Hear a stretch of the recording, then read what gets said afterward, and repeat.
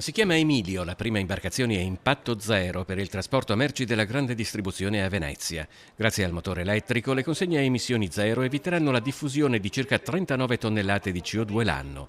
Per l'assessore comunale al commercio Sebastiano Costalonga si tratta di un primo passo verso ciò che dovrà essere il futuro dei trasporti in città. È importante che pian pianino riusciamo a intervenire un po' su tutte le imbarcazioni portando l'elettrico, perché sicuramente possiamo abbassare quello che è l'inquinamento atmosferico nella nostra città, perché è una città sicuramente bella, tutti quanti vedono la città incantata, ma ha delle realtà che sono ben importanti, che possono creare appunto quello che è l'inquinamento motondoso. Quindi il trasporto deve essere veloce, ma allo stesso tempo dobbiamo cercare di farlo diventare sostenibile per una città così delicata. La batteria del motore elettrico di Emilio consente un'autonomia di navigazione di 3 ore, fatto che apre una seconda questione da risolvere in una città particolare come Venezia. È difficile installare in questa città nuove centraline, da tanto tempo si sta provando a spingere in questa direzione, serve un tavolo di lavoro anche con la sovrintendenza per ragionare una corretta collocazione di quello che è l'infrastruttura corretta per poi cambiare anche